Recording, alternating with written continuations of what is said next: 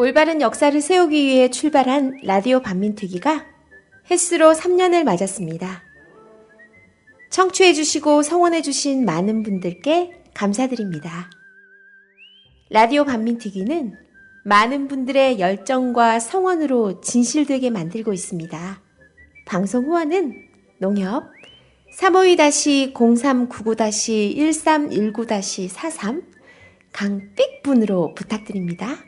앞으로도 더 정의롭고 깊이 있는 방송 되도록 노력하겠습니다.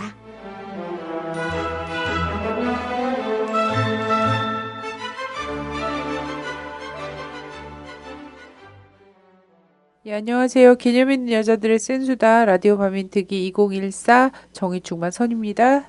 안녕하세요. 진입니다. 네, 안녕하세요. 노원 제4선거구 시의원 예비후보 강현분입니다.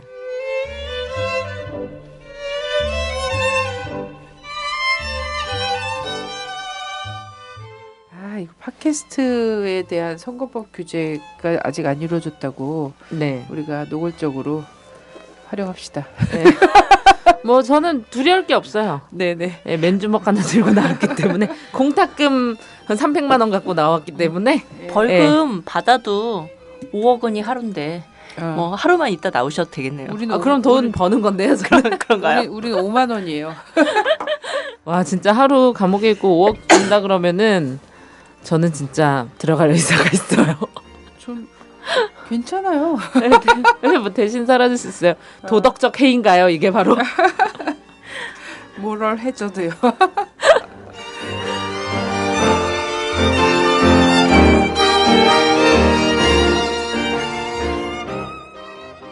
자, 일본이란다. 나 우리나라 역사 얘기하는데 꼭 일본 역사 얘기하는 것 같고 막 이래서. 자, 그녀는 왜 갑오 경장을 이야기했는가? 2부 시간이지 않습니까? 네, 뭐 타이트하게 한번 시작해봐야 되는 거 아닐까요? 네네. 많이 기다리셨을 텐데. 그래서 사실 갑오 경장 내용이라든지 갑오 경장이 왜 우리 한국 근대현대사에서 중요한 위치를 차지하게 되었는가 이런 얘기들은 지난 1부에서 했었고요. 오늘은 그에 이어서 구체적인 일본의 침략 과정부터 좀 알아보기로 하지 않았습니까? 예. 네. 갑오개혁, 갑오 경장 진짜 다 알긴 아는데 어떤 이름으로도 붙이기 어려운. 네. 제가 들어가기 전에 우리 갑오개혁의 주요 인사인 박영효가 누군지 제가 좀 조사를 해봤어요. 얘기해도 되나요? 친일파. 네가 허락받고 있니? 이 사람 자체가 엄청난 친일파잖아요. 그렇죠. 네. 그래서 태극기도 일본으로 인사하러 갈 때 만들었고, 그래서 이제 태극기에 대한 논란도 이제 좀 있었는데, 애국가도 그렇고 태극기도 그렇고 참 좀 그래요. 이 사람은 아주 대단한 사람이더라고요. 네. 네.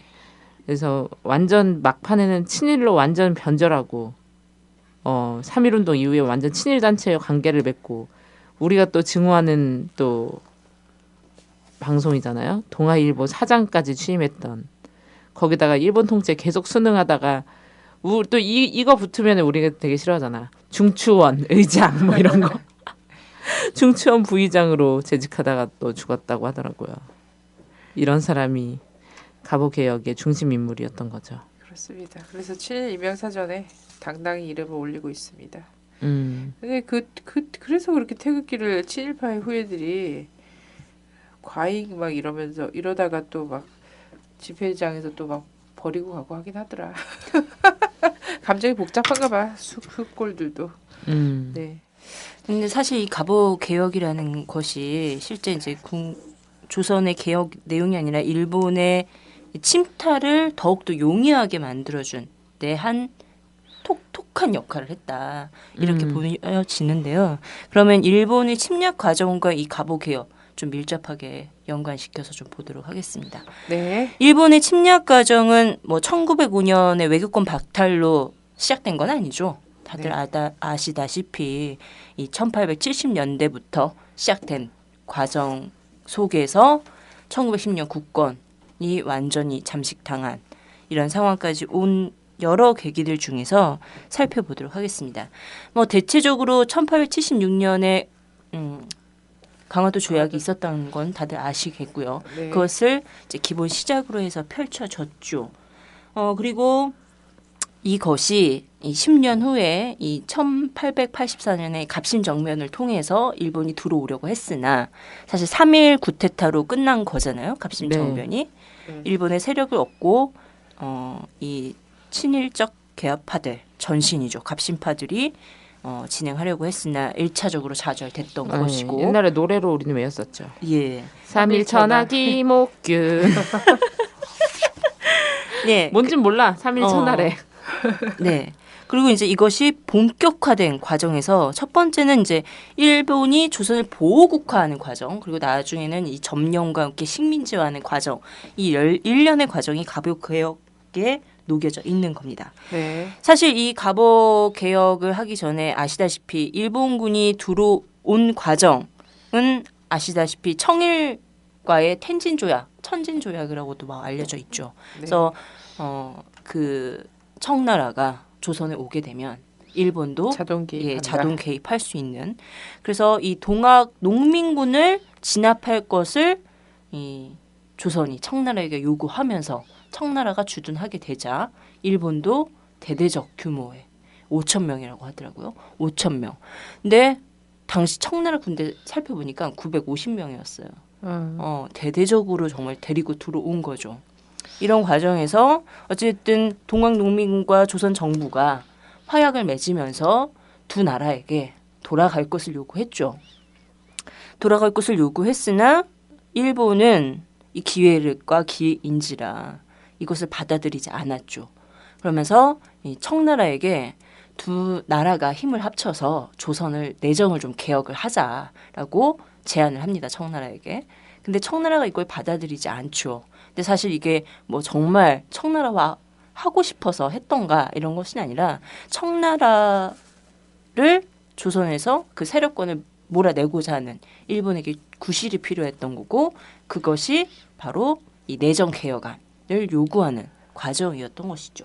근데 사실 이게 이 1894년에 당면에서 등장했던 개혁안은 아니었고 이미 10년 전에 일본이 똑같이 청나라에게 요구를 했더라고요. 같이 내정을 개혁해보자라고 했던 것이 뭐 들어보셨을지도 모르겠지만 조선 변법 8개조라는 부분이에요. 이것이 1885년에 등장했는데 이것이 받아들여지지 않았고 이것이 10년 후에 1894년인 갑오개혁 때 이렇게 등장을 하게 된 거죠. 그래서 이 1894년에서 아까 이제 이야기했듯이 7월을 기점으로 해서 이 11월까지의 이 시기 1차 개각이라고 하는데 이때는 일본이 간접적인 지배 형식으로 이 조선을 좌우지하려고 했던 것이고 네. 사실 청일전쟁 이 9월달 마무리되고 나서 본격적인 적극적 개입을 하게 되는 것 그러면서 이제 12월달에 그 내용들이 2차 개각을 통해서 전면화되는 과정으로 볼 수가 있겠습니다. 그래서 당시 1차 개각 때 일본이 주요 인물로 내세웠던 사람이 바로 육일준이었어요. 예, 그리고 2차 개각 때 주요 인물로 내세웠던 친일파가 바로 박영우입니다. 네. 그래서 박영우 싫어. 그래서 이 당시에 이준 좋고 이러면서 간접적 둘다 지배라고 싫어요. 하는 간접적 간섭이라는 형태, 내정 간섭이라는 형태의 간접적 형식을 띄었던 거는 아직 일본이 조선에 대한 지배적 영향력을 실현할 수가 없었던 상황과 맞물려 있었어요. 왜냐하면 이제 옆에 청나라도 있고, 러시아도 있고, 미국도 있고, 영국도 있고, 프랑스도 있고 견제가 심했던 거죠. 그래서 자기가 적극화 나서서 영향력을 펼친다라고 하는 부분을 가릴 필요가 있었고 일정 정도 이 친일파들을 활용해야 되는 것 그리고 일본의 지배 의도가 없다라는 것들을 열어나가기 위한 과정 속에서 이 간접적 형태를 띠는 형태였어요. 그렇지만 대신 친일 인물을 내세워서 그리고 제도 개혁에 앞장섰던 그것이 바로 그 형태가 군국 기밀처라는 형태로 이 제도 전체를 흔들어내는 과정으로 갔던 거죠. 그래서 그 인물이 육일준이 그 전면에 나서서 실현했던 과정이었습니다. 근데 진짜 그 사람이 관상 따라간다고 그런 게 있잖아. 근데 진짜 친일파들 얼굴 찾아보잖아. 진짜 친일파처럼 생겼다. 정말로? 그러니까 우리 독립운동가들 뭐 윤봉길 선생님이나 안중근 의사나 뭐 이런 사람들 찾아보자면 뭐 김구 선생님 다 얼굴 알고 보면은 진짜 이렇게 뭔가 후덕하고 믿음직스럽게 생긴 그런 남성의 얼굴이에요. 예. 근데 이제 친일파 보면 남자도 그렇고 여자도 그렇고 남자는 대부분이 어떤 상이냐면 약간 이명박 같은 상이야. 예, 진짜로 다 찾아보면 얼굴이 그렇게 생겼어.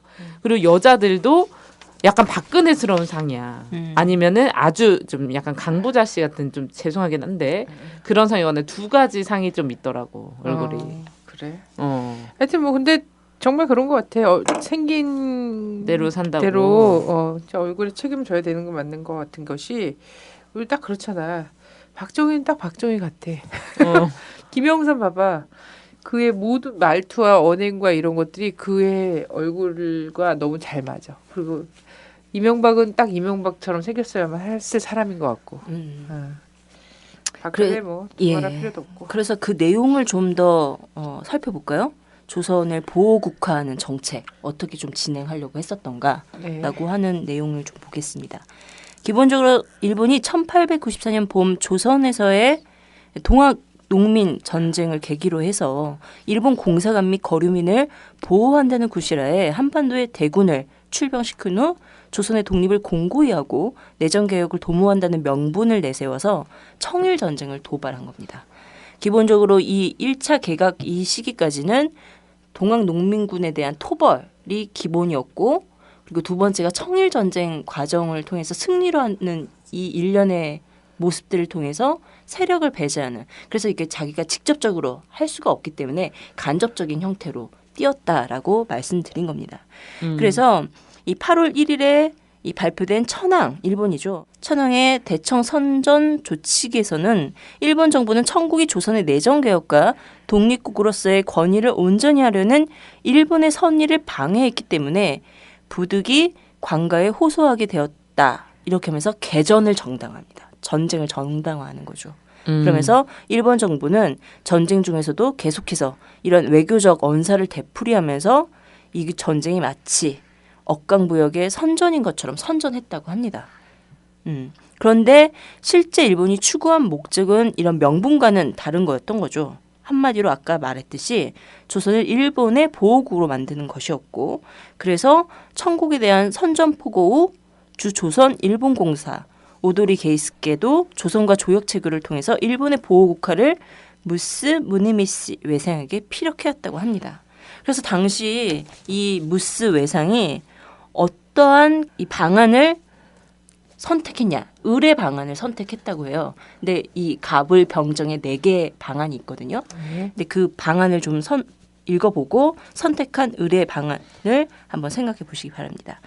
일단 일본이 선택한 정책 방안 4가지 중에 갑 어떤 거냐면 조선을 명실공히 독립국으로 간주하여 타국의 간섭을 불허한다. 을 조선을 명의상 독립국으로 공인하더라도 일본이 직간접적으로 그 독립을 도와주고 타국의 경모를 방지한다.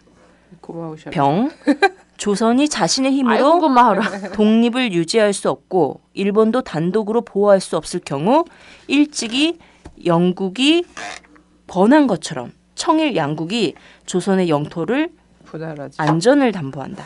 그리고 정 불가피할 경우 구미 제국과 청국에 권유하여 조선을 영세 중립국으로 한다. 이런 4가지 방안 중에서 을을 선택했다고 해요. 그래서 이 다른 나라의 조선에 대한 접근을 방지하기 위해서 이 조선과 공수동맹을 체결하고 잠정 합동 조간을 체결했다고 합니다. 그래서 이 내용과 함께 조선의 자주 독립에 관한 문제는 양국의 공동위원회가 협의 결정하도록 하는 것을 합의함으로써 이 내정 간섭의 길을 열어냈던 거죠. 자, 이게 무슨 진짜 동학농민 전쟁이 승리했어야 돼. 이것이 1차 개각까지의 일본의 이 선택이었다라고 한다면 2차 개각 때는 바로 이제 9월 달에 앞서 말했던 청일 전쟁의 승기를 잡은 거죠. 그래서 일본이 이 조선에 대한 내정 간섭을 직접적이고 노골적으로 감행하기 시작합니다.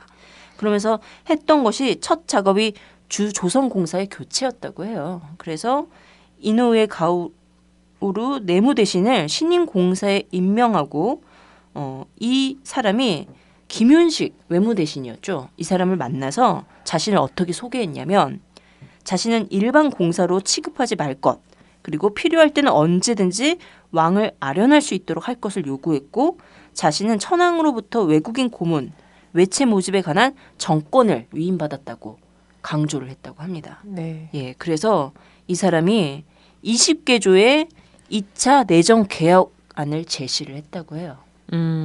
그 내용의 주된 내용들을 좀 보시면 첫째, 국왕이 직접 국정을 담당할 것. 둘째, 경부철도 부서권을 인정할 것. 셋째, 해군 요항을 조치할 것. 넷째, 30만엔 대여의 대상으로 해관세를 담보하고 일본인 세관 감독권을 임명할 것. 그리고 다섯째, 500만 원의 대여의 대상으로 전라, 충청, 경상 3도의 조세를 담보하고 원리금 상황시까지 3도의 세무 및 지방 사무 감독자는 일본 정부 관리를 용빙할 것. 그래서 일본 관리들 적극적으로 임명하고 조선의 세권을 장악할 수 있도록 하는 길을 만들어낸 거죠. 을사늑에 가기도 전에 사실상 총독 역할을 한 거죠. 예. 네. 그래서 일본 정부가 어떻게 해왔냐면 고종과 박영효 중심의 친일 정부를 조성하고 조선 정부 내 요부에 일본인 고문관을 배치를 했고 세 번째는 조선왕조 기관 제도의 개혁.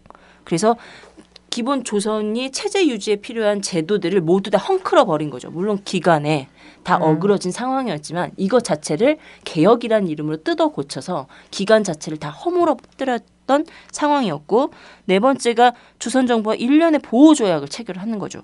그리고 마지막으로 500만 원의 정치 차관 투여 등을 내용으로 하는 적극적인 내정 개혁 작업을 추진했다고 합니다. 네. 오래된 일이네요.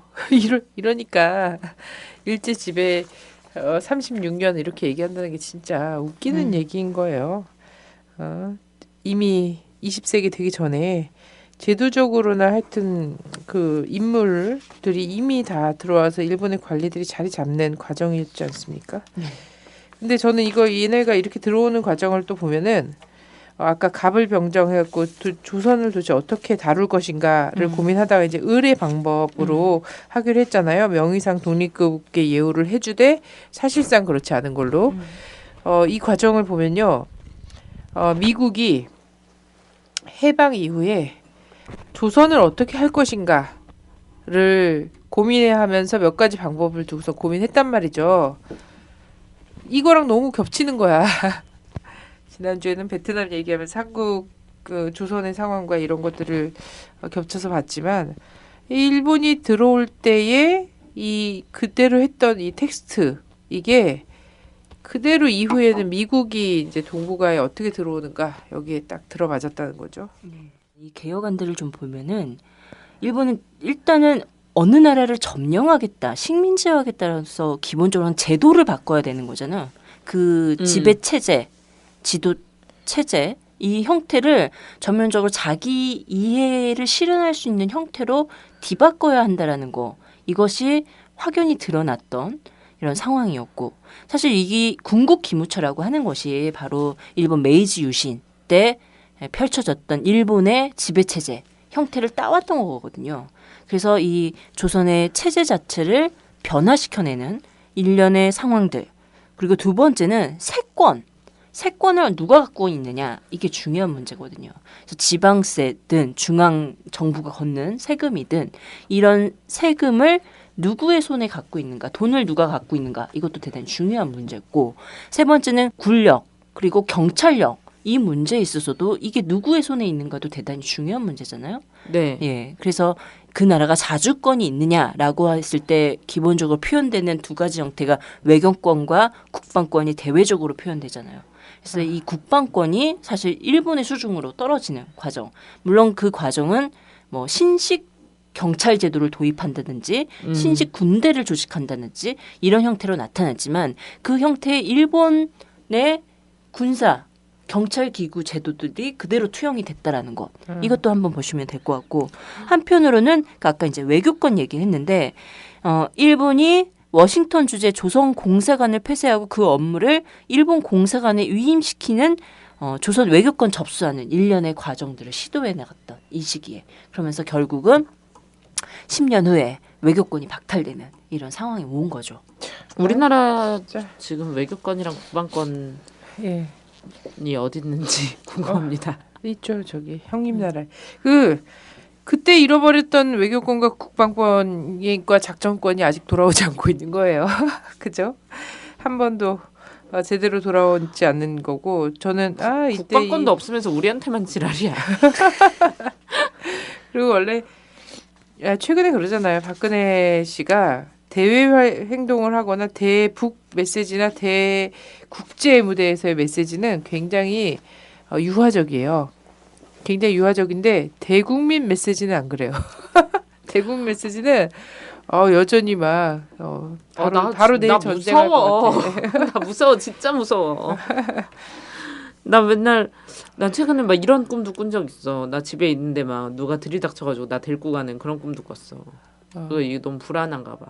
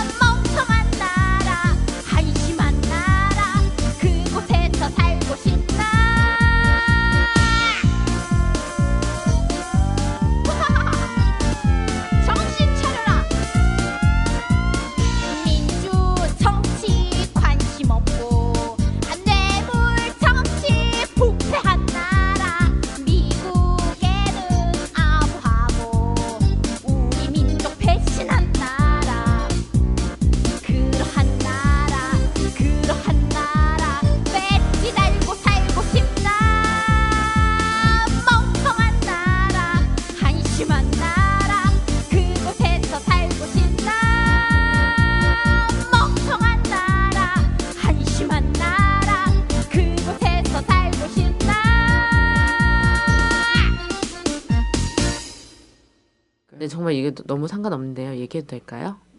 또 왜 혼자 받고 얘기했다고 또 그래. 그 부산시 형제복지원 그거 보셨어요? 방송? 네. 그냥 보도에서 봤죠. 진짜 난리더라고요. 네. 난 진짜 너무 끔찍해요. 저는 항상 그런 걸 보면은 내가 저기에 들어갔으면은 어떻게 탈출해야 되나 그런 상상을 막 하거든요. 그래요. 진짜 미친 정말 또라이처럼 행동해가지고 얘는 안 되겠다. 넌 나가라. 이렇게 탈출하려고 그랬는데 막 구타도 하고 막 그랬더라고요. 되게 비일비재한 일이죠. 원래는 그 복지원들 안에서 비일비재한 일이고 나는 이런 일들이 생기는 것 자체가 한국 사회가 아직도 그죠? 힘과 뭐 가보경장 내용 중에 막 고문을 막았다, 금지법 이런 것들이 통과됐다라고 얘기하지만 사실 알잖아요. 지금도 국가기관이 간첩 만드는 게 협박하고 막 이러면 간첩 만들어지는 나라라는 거 요즘 또 나오지 않습니까? 국가기관이 전부 뭐 대통령도 만들어내고 막 이런 나라라는 거. 근데 그런 나라에서 정말 소외되고 힘없는 계층에 대해서 사람들이 이 사람들의 삥 뜯어먹고 사는 거 있잖아요. 이거는 너무나 자연스러운 흐름인 거예요. 이런 나라에서 장애인들이, 이런 나라에서 그 힘없는 노약자들이, 그죠? 이런 사람들이 대우받을 수가 없어요. 당연히 그게 인정이 되니까 이 나라 가장 높은 곳에서부터 그러한 것이 계속해서 흐르고 있기 때문에 그게 사실 전 우리 사회의 축소판이다라고 생각이 돼요. 그리고 나는 진짜 이것도 너무 무서워. 막 안매장도 했대잖아요. 그 돈 있잖아. 은행에서도 빌리고 국가에서도 국가 세금에서도 엄청 돈 받아가지고 그걸 누가 썼을까? 그러니까 작은 중앙정보부 작은 국정원들이 엄청 많은 거야.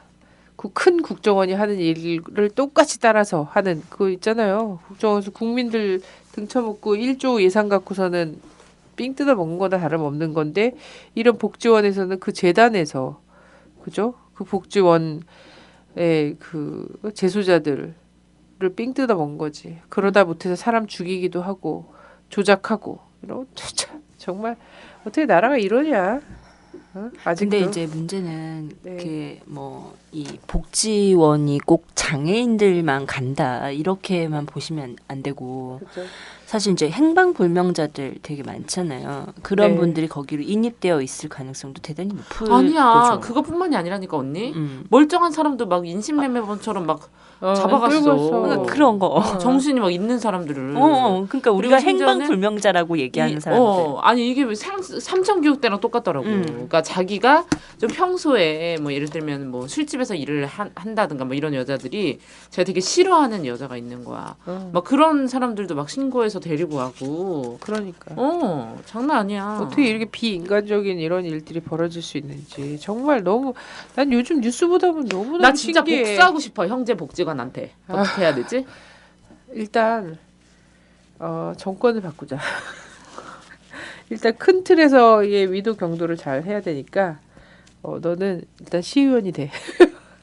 되는 거에 좀 네, 집중하도록 노원 해. 제4선거구.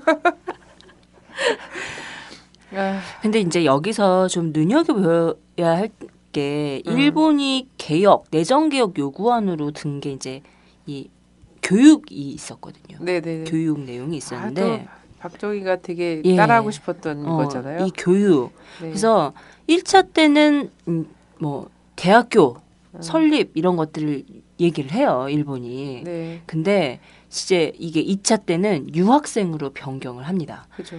그래서 실제 한국에 무슨 고등교육을 실현하고자 하는 의도가 애초부터 없었던 거지. 뭐 이게 근대 교육을 만들어주고 한글을 널리 활용하게 만들고 이런 게 아니라는 거예요. 그리고 이들이 이 교육을 이야기했던 기본적인 것은 친일 요원, 친일 관료를 양성하기 위한. 그 당시 이 친일적 개화파들이 일본을 모델로 해서 조선을 개혁하겠다라고 개화하겠다라고 했던 이 일치 상황이 마저 떨어진 거죠. 그래서 이 교육도 대단히 중요한 문제로 우리가 한번 바라봐야 될 것 같아요. 왜냐하면 인적 구성의 문제이기 때문에. 네네 맞습니다. 그래서 사실 해방 이후에 제대로 된 민족 간부를 배출할 만한 대학이 없었잖아요. 예, 전부 다 이제 제국주의 교육과 일본의 식민지 복종하는 이 충성하는 사람들을 길러내기 위한 교육기관 제대 이런 데 말고는 거의 없었어요. 그리고 예. 지금도 뭐 한국 사회의 유명하신 유명인들, 지식인들 이렇게 보면 대부분 이 미국에서 뭐 유학하고 오셨죠. 예. 미국 박사여야 되죠. 미국 박사여예요. 예. 예. 이때는 일본의 이제 와사드 대학과 도쿄 청산학원. 이러는데. 자 이런데 출신들이 사실 이후에 한국 사회에서 좀 주름 잡는 사람들로 자리 잡아갔고 이들의 제자들이 결국 또 미국 박사로 탈바꿈해서 또 한국 사회의 학계의 주류를 이루는 과정들이 있대요. 정말 치밀해. 제국주의는 정말 치밀한 것 같아요. 그래서 지배 계층, 지배 계급을 만들어내는 인적 구성 이런 형태의 하나의 교육의 형태가 유학생, 유학제도, 교육제도를 통해서 나타난다는 거죠. 근데 저는 이제 이 부분에서요. 이 부분 정말 심각한 거죠. 그래서 사실은 해방 이후에 제대로 된 이 사회를 좀 총체적으로 개혁시키고 좀 새로운 이제 자주 독립 국가에 걸맞는 뭔가를 할 그걸 추진해 나갈 법한 민족 간부가 없었던 거지. 아니죠. 민족 간부는 아니죠. 민족 간부는 있었는데 그 민족 간부들이 다 빨갱이로 몰려서 죽임을 당한 거죠. 그죠. 죽임을 당하거나 하여튼 배제됐죠. 한쪽 예. 뭐 이라저라 사회에서 배제되고 이런 과정들이 있었는데 이 민족 간부들을 계속 배출해낼 만한 교육기관이 사실 없었어요. 그것도 교육기관을 있고요. 못 만들게 했어. 예. 그랬으면은 민족 간부들을 육성할 만한 교육기관을 만들어냈어야 되는데 한국 사회가 그러지 못했잖아요. 왜냐하면 친일을 그대로 계승해 나가는 방향에서 했었으니까 반민특위를 좌절시켰으니까. 그러니까 지금 오늘날 한국의 대학 좀 보세요. 여기서 무슨 민족과 나라를 위해서 복무할 수 있는 지식인들이 나겠어. 왜냐면 애들을 전부 그 경쟁 있잖아요.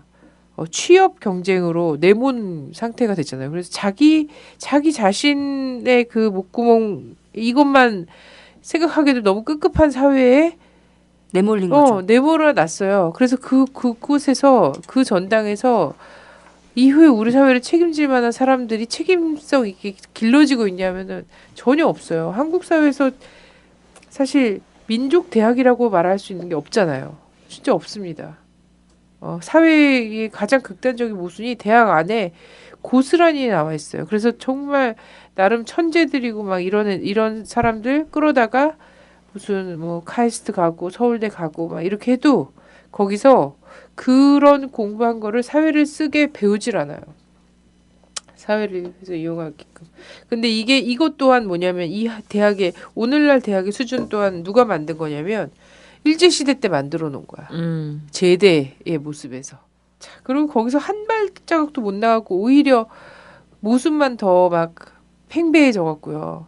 학생들 막 자살하기도 하고 막 이렇게 되는 거 아닙니까? 그 안에서의 내적 모습 더 극한 상황으로 가버리는 거죠. 참 너무 안타깝고 여전히 일제시대 때 걔네들이 쳐놓은 이 뭐라 그래야 돼요? 프레임? 예? 위도와 경도에서 우리가 여전히 갇혀갖고 이 사회가 제자리 걸음하고 있는 걸 생각하면 너무나 안타까워요. 세대가 한 4세대가 변화하고 있는 상황인데 120년이면. 네. 근데 박영우 같은 애들이 지금도 계속 그 자리에 있는 거잖아요. 그리고 모든 것을 주물럭주물럭 했던 그 위치에 국정원이 가 있고. 네, 국정원 얘기 계속해. 국정원 얘기 계속해야 돼. 국정원 진짜 어떡할 거야. 재판하는 거 봤어요? 그래서 아니, 저는 또라이들이야. 그런 생각을 좀 해봐요. 이제 개혁, 개선 이런 거는 사실 있는 제도를 몇 개 좀 바꾸는 형태인 거잖아요. 네네. 근데 이제 이 한국 사회 제도 제도라고 하는 부분이 몇 개 정도 개선하고 개혁하고 할 문제인가? 이런 상황으로 가면 이미 몰릴 대로 몰렸고 이런 상황은 전면적으로 뜯어고치는 상황이 아니면 진짜 경장이라고 하는 부분을 하지 않으면 나의 미래만의 문제가 아니라 내 후대의 미래까지 이제는 끝난 상황으로 갔다. 이렇게 보는 거죠. 그래서 이걸 그냥 보고 있어야 되는가라는 질문 나오는 거죠. 그죠. 저는 사실 검은고에 줄만 바꿔서 될 일도 아니다 이렇게 생각이 돼요. 그럼 검은고 본판을 바꿔야 된다라는 거죠. 통도 바꿔야 된다. 뭡니까 오동나무?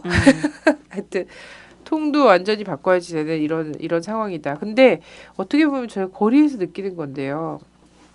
사실 최근에 막 돌아가시고 있잖아요. 그 국정원이나 이런 애들 자살 시도하는 거 말고 그런 애들 자살 시도하고 뭐 이런 거 말고 실제 생계가 막막해서 막 돌아가시는 분들 있잖아요. 그러니까 저는 이제 너무 많아 요즘. 가슴 어느 생활고에 가슴이 찢어지지 않는 사람은 없을 거예요. 그리고 그런 거에 이렇게 가슴 아픈 사연들도 우리 많이 겪고 이러는 건데 제가 이제 특히나 눈물이 났던 이런 거는 그 작가분들 밥 있으면 좀 주십시오라고 했던 그거에 대해서 정말 이 사회가 뭔가 이런 고민을 또 한편 하게 됐고 또 그 세 모녀의 자살 그것도 마지막에 남은 그 금액 공과금 내고, 마지막 공과금 그것까지 내고 간 자신의 생을 마감해버린 이런 상황을 보면은 정말 우리가 인간답게 살고자라고 했고 인간답게 살기 위해 태어난 거고 그런데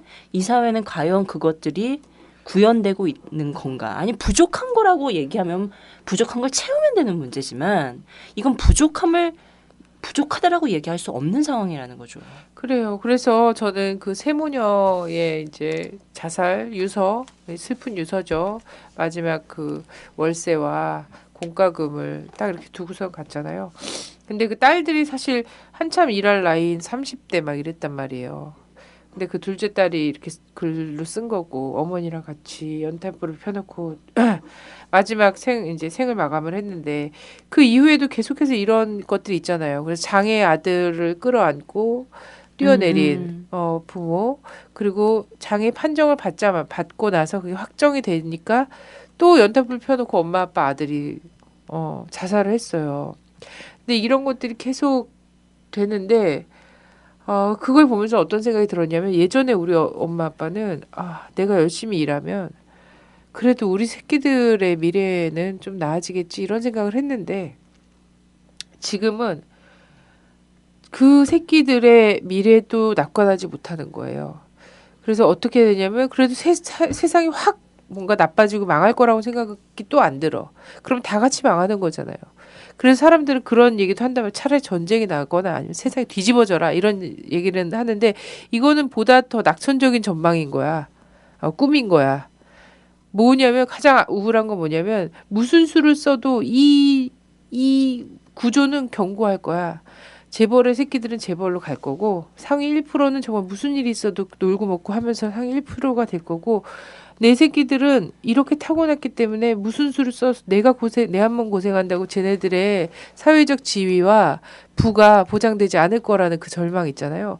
대물림 될 것이다라는 그 절망을 벗어날 수가 없는 거예요. 근데 사실 90년대 초반까지는 그래도 열심히 일하면 그래도 생은 좀 달라질 거야. 좀 풍족해질 거야가 가능했던 생각은 있었을 수도 있어요. 그래요. 예, 근데 이게 이제 IMF라는 이게 터지면서 노비고 내가 양놈이고 쌍놈이고 이런 거는 형식상 없어졌다 하더라도 근데 신분제가 계승되고 있다는 거죠. 지금의 현실은. 외형적으로 신분제도가 철폐되면 뭐 하냐고요.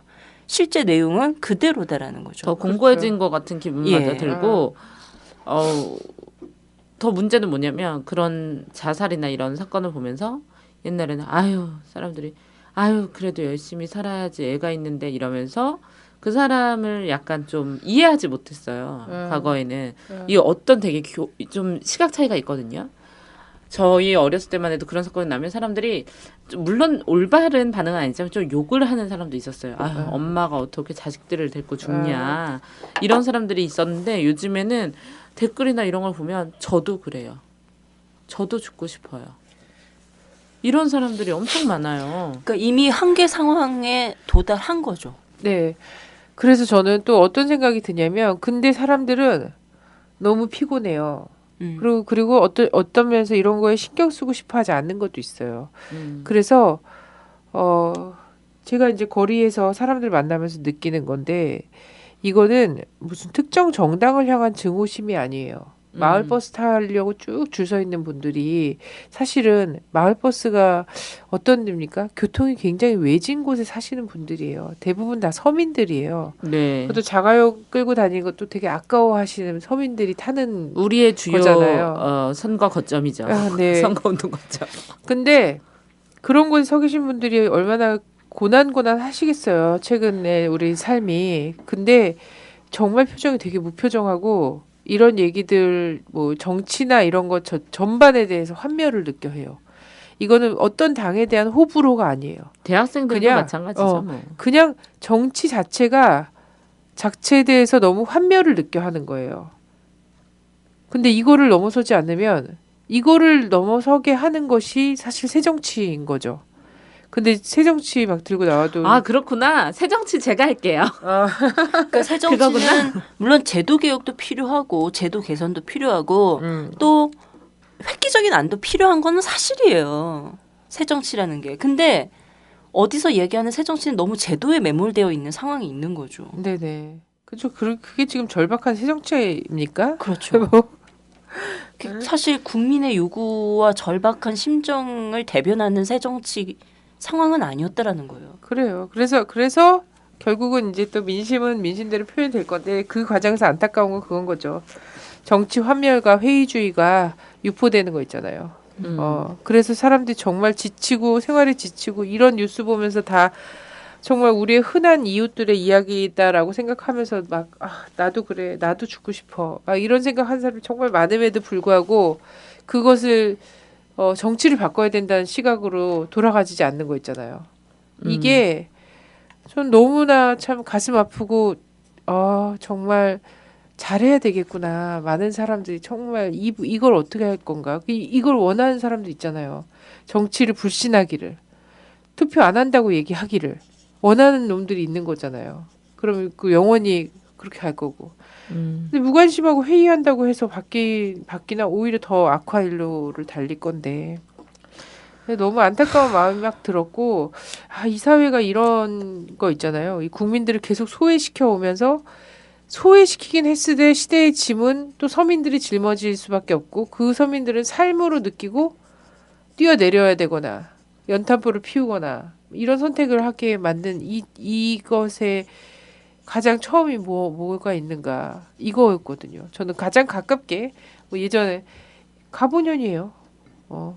결국은 시대의 짐은 이 사람들이 지고 갈 수밖에 없으면서도 본인들의 욕심과 이런 것 속에서 위에서 판짜고 우롱하고 소외시킨 거 있잖아요. 소외시키고 결국은 그럼요. 이 사람들을 보고 가구 짊어지게 개혁 때도 한 진짜 거.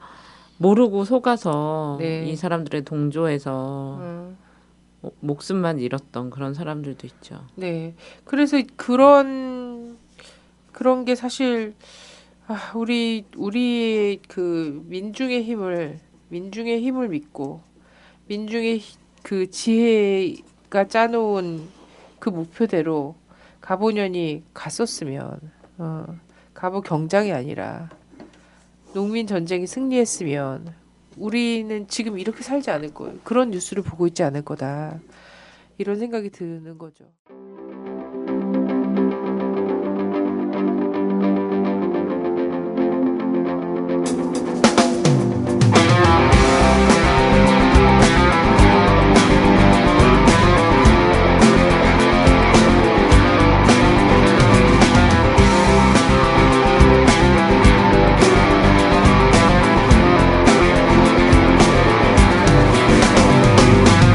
누구는 맺고 누구는 잃는가 험난한 삶은 꼭 그래야 하는가 앞서서 산 자와 뒤쳐져 죽은 자 그 모든 눈에는 숨가쁜 눈물이 왜 이 세상은 삭막히 지는가 나는 오늘도 간절히 원하지 간절히 간절히야 간절히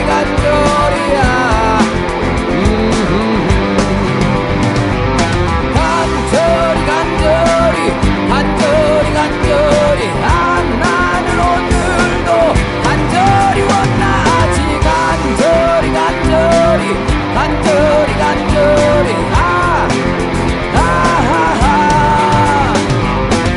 거리로 내몰린 수많은 사람과 오늘도 여전히 불안한 사람들 모두들 제각기 제 길을 가지만 난 아직 오늘도 간절히 원하지 내 할 수 있을 때 일하는 세상 내 일한 만큼만 갖는 세상을 간절히야 간절히 나는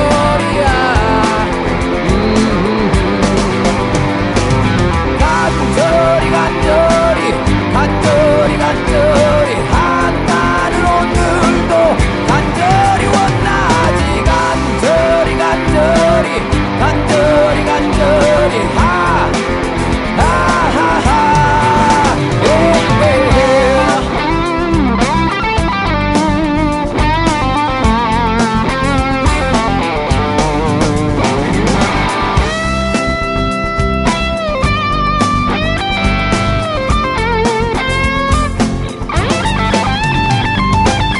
누구를 밟고 어디에 서는가 왜 같은 우리가 달라야 하는가 살아남기 위해 그렇다 하지만 그 모든 눈에는 고독한 눈물이 왜 이리 갈수록 지쳐만 가는가 나는 오늘도 간절히 원하지 간절히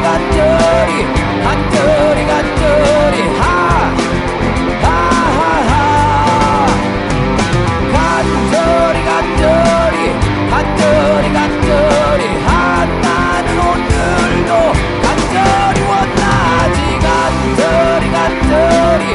간절히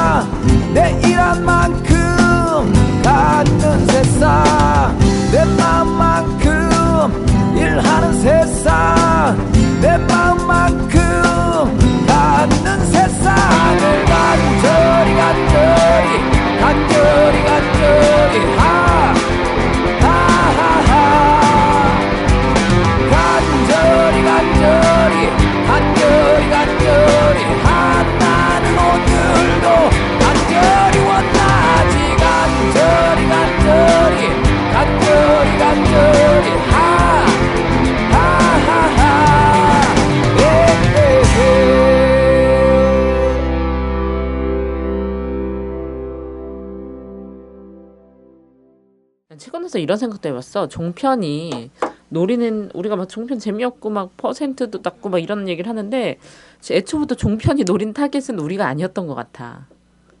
노인분들만 노린 것 같아. 보면은 주로 하는 게 건강과 관련된 그런 방송 되게 많이 하거든요. 그래서 네, 그리고 뭐 농촌에서 시어머니 진짜 많이 불러놓고 막 뭐 이런 거 있잖아요. 가족 간에 뭐 이런 거 막 옛날 막 그런 퀴캐묵은 이런 거 막 보여주고 이러면서 너무 공고하게. 그래서 할아버지들 보면 요즘에 우리도 박근혜를 너무 싫어하지만 이 노인분들도 박근혜를 싫어하는 젊은 사람들에 대한 증오가 어마어마해. 되게 공고해요. 그죠. 그 정보는 다 종편에서 주고 있어. 국민을 이렇게 분열시키고 정말 굶어 죽게 만들고. 이 상황에서 좀만 더 가면 정말 길거리에서 이 박근혜에 대한 입장 차이나 뭐 이런 것 때문에 칼부림 나겠어. 물론 그렇게 키워지는 사람들도 있는 것 같기도 하고.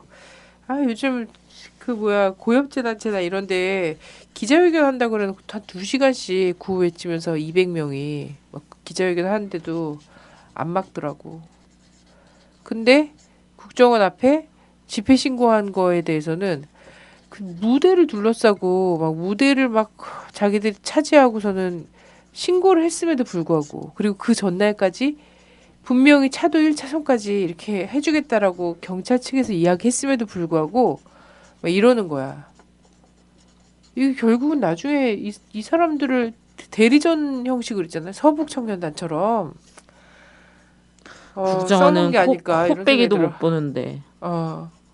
그러니까 국정원은 또 거기 그렇게 들어가 있잖아요. 내곡동 그 숲속에 들어가 있잖아요. 그 안에서 뭘 하는지 모르겠지만 사실 외국의 정보기관은 정말 사회 속에 들어와 있거든요. 수사기관이 아니니까 음모를 하고 조작하는 그런 기관이 아니기 때문에 외국의 정보기관은 공원이에요. 시민들이 막 가서 즐겁게 노는. 그래서 영국의 정보기관이나 이런 데 보면은 정보기관이 되게 당당하게 있어. 우리처럼 이렇게 숲속에 숨어서 이렇게 하지 않는단 말이야. 그리고 그 앞에서 절대 뭐 집회 못하고 막 소풍 가거나 이런 거 꿈도 못 꾸고 들어갈 때 막 눈 가리고 들어가야 되고. 저 들어가 봤잖아요, 제가. 안기부 시절에. 눈 가리고 들어가야 되거든요. 눈 감고. 거부하면 어떻게 돼요? 거부했다가 머리통을 막 빡빡 누르면서 이 땡년아 네가 뭐라고 이 씨발년아 그랬군요. 네가 뭐라고 고개를 안 숙여. 문익환도 임수경도 다 숙였는데 이렇게 욕했어요. 진짜 대박이다. 씨발 그래서- 새끼들. 그래서 진술서에 썼죠. 이렇게 생긴 사람이 내 머리를 누르면서 씨 땡년아 하면서 욕을 하고 했다 이렇게 썼어요. 그랬더니 사과하고 사과하며 지워달라고 얘기를 했죠. 잘했다. 근데 그런 곳이 아닌 거잖아요. 그래서 저는 국가정보기관이 분명히 필요하다. 필요한데 거기서 그런 짓 하지 말고 시민들 속에서 어울려서 잘 즐겁게 놀면서 이 시민들을 위해서 무엇을 할 것인가. 우리는 어떠한 정보를 축적해야 하고 그 정보를 어떻게 국익을 위해서 어떻게 쓸 것인가. 이런 거 하시라. 이런 거고요. 또 국정원 얘기했네. 아니 국정원 요즘 재판부에 가면은 그런 얘기 하더라고. 막 자기는 돌아서면 까먹는 사람이라고. 너무나 당당하게. 나 오공청문회 보는 줄 알았어. 완전 어이없더라고. 나 얼마 전에 어떤 걸 했냐면 누가 나한테 SNS가 왜 중요하냐 뭐 이런 걸 이제 학생이 물어봤는데 SNS는 뭐 소통의 깊이와 넓이를 넓혀줬고 막 이런 얘기를 하다가 나도 모르게 SNS가 얼마나 중요하면 국정원이 댓글을 달았겠어. 아니 그래서 그 사람이 너무 웃긴 거야. 자기 이제 검찰 조사 갔을 때는 저는 그거 맞고요. 그 계정 자기 거 맞고 자기는 정말 상층부에서 시킨 대로 열심히 묵묵히 노력했고 근데 가끔씩 정치적 중립을 훼손하는 것 같은 그런 것들이 있어서 약간 의아했지만 그럼에도 불구하고 자기 이거기 때문에 성실하게 했다 이런 얘기를 막 이거 당신이 하지 않았습니까? 이랬더니 재판부에서 그 사람이 뭐라 그랬냐면 제가요? 제가 그렇게 긴 말을 했다고요? 저는 그렇게 논리적인 말을 할 수가 없습니다. 저는 돌아서면 까먹는 사람입니다. 이런 거야. 국가정보원이 무슨 바보들 장애 있어? 예? 그러니까 바보들 뽑는 것도 아니고 그런 정도의 어떻게 보통은 딴 나라 같으면 정말 그치 천재들만 뽑아서 쓸 거 아니에요. 맹종하는 애들만 해서 쓰고 이제 기억 안 미친 난다고 새끼구나. 해 하니까 다 기억 안 난다고 하는 거야. 제가 그럴 리가 없습니다. 전 돌아서기만 하면 까먹는 사람이. 우리도 그러자. 우리도 국정원 잡혀가면 제가요? 라디오 반민특위에서요? 제가 그랬다고요? 저 욕이라고는 할 줄 모르는 여자입니다. 무슨 소리세요? 자, 아이고 그래요. 저는 그래서 아름다운 언어만 써요. 아롱아롱 한번 기억해 보겠습니다. 이렇게 얘기하겠네.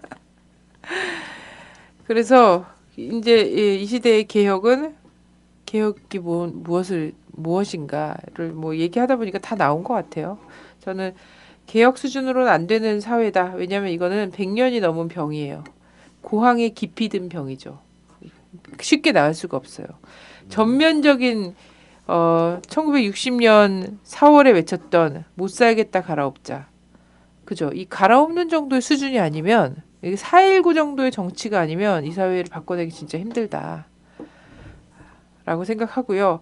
이 4.19 정도의 정치의 첫걸음은 뭐냐면 남재준 해임하는 거예요. 그리고 국정원 정상적인 정보기관으로 다시 세우는 겁니다. 그러지 않으면 선거정의도 없고요. 선거정의 없는 나라에 투표권 한 표라는 겨우 유일하게 우리가 국가로부터 보장받은 평등권이 투표권 하나 아닙니까?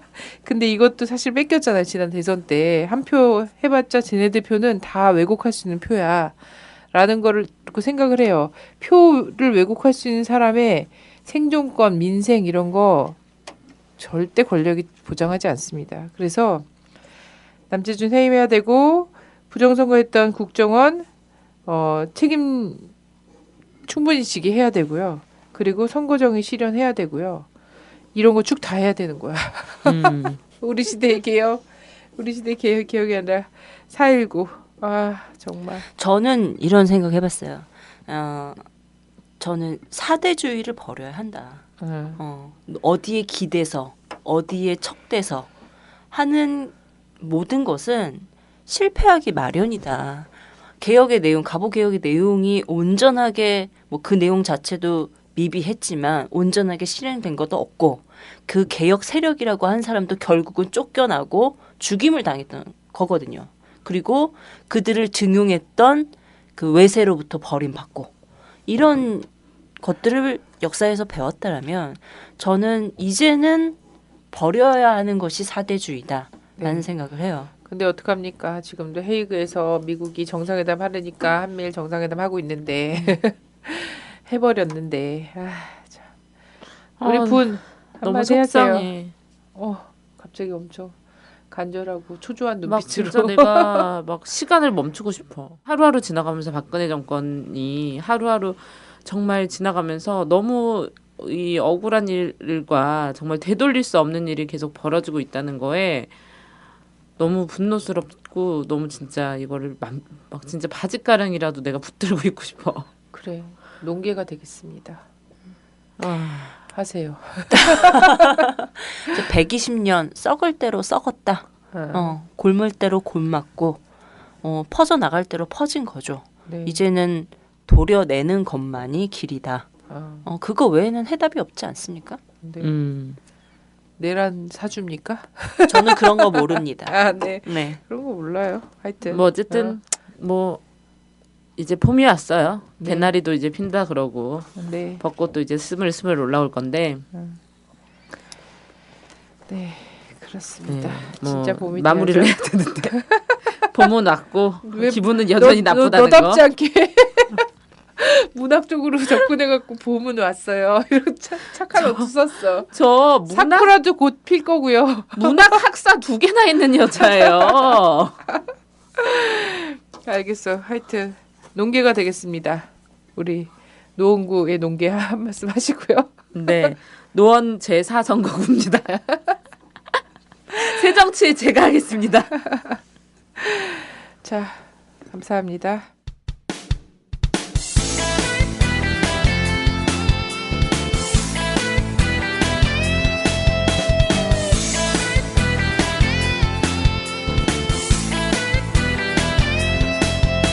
조선일보 서정주 박정희까지 일본 놈의 충성스런 앞잡이일 때 동상 걸린 손가락을 잘라내가며 해방을 위해 싸웠던 건 백성들이다.